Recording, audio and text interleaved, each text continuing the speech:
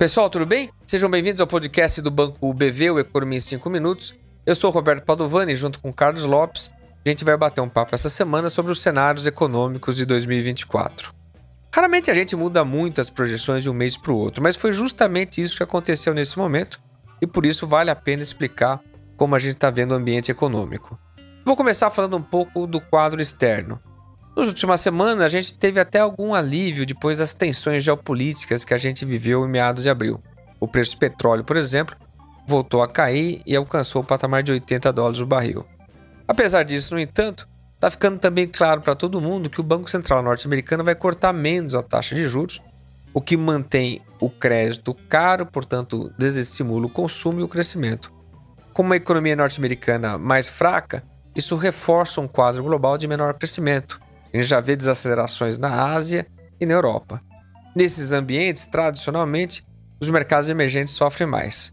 Apesar disso, no entanto, a gente não está mudando muito as nossas hipóteses nem projeções. O câmbio continua pressionado em função desse risco global, mas, por outro lado, o crescimento econômico no Brasil continua relativamente robusto, apesar dos choques. A gente tem uma combinação de reformas feitas no período de 2016 até 2021, a gente também teve uma surpresa boa com o setor exportador, agronegócio, minério, petróleo indo muito bem, sustentando o crescimento. E a gente deve continuar tendo estímulos fiscais e monetários à frente, o que possibilita sustentar o crescimento econômico. Portanto, por aí não tivemos grandes novidades. O que realmente alterou a nossa visão foram os eventos locais. E aí, basicamente, a história é Banco Central e inflação. Mas quem vai explicar isso melhor para a gente é o Carlos. Carlos, conta a história que a gente está vendo para os próximos meses. A inflação, como você comentou, ela não mudou substancialmente. A gente continua vendo um processo de desinflação bem claro acontecendo, ainda com alguns pontos de atenção, como é o caso aí da inflação de serviços, que segue no patamar mais alto, mas o processo de desinflação ele já está bem consolidado, né? Se tem alguma segurança que a inflação vai continuar desacelerando daqui para frente. O que preocupa mais recentemente é o comportamento não da inflação corrente, mas particularmente das expectativas de inflação, olhando as projeções para o próximo ano e para os anos seguintes. E essas projeções, apesar do Banco Central manter ainda uma taxa de juros em 2 dígitos, essas projeções elas que já não estavam na meta, né, elas já não apontavam uma convergência exatamente para o centro da meta, elas começaram a se distanciar ainda mais, né? Subir, enquanto o Banco Central ainda mantém um juros teoricamente restritivo. E isso então gerou uma preocupação no Banco Central. Bom, se a gente está no meio desse processo de corte de juros e as expectativas, né, as projeções já começaram a subir, eu preciso ser mais duro.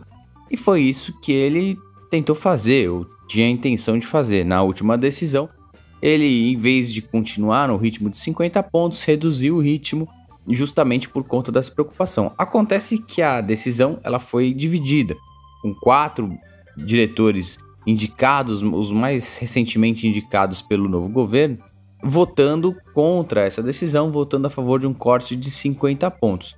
Essa estratégia de votação deu a entender, ou passou a mensagem de que o próximo Banco Central está disposto a correr um risco maior pela inflação, está disposto a aceitar juros menores, a testar juros menores, e isso fez com que aquela percepção de mercado que já vinha piorando, né, as expectativas já estavam desancoradas e começando a subir, essa decisão do Banco Central, da forma como ela foi feita, acabou acentuando ainda mais esse movimento.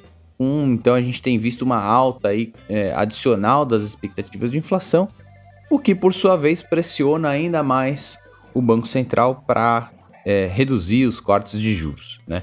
Então a própria estratégia do Banco Central em resposta às expectativas acabaram acentuando o problema e tornando a vida do Banco Central até mais difícil, e provavelmente a gente vai ter uma pausa dos juros muito em breve, isso se ela já não ocorrer agora.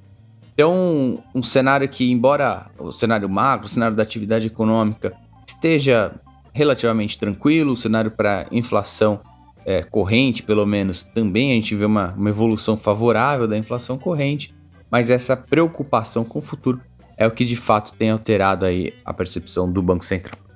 Tá certo, pessoal? Obrigado por mais esse episódio. Até semana que vem. Um abraço.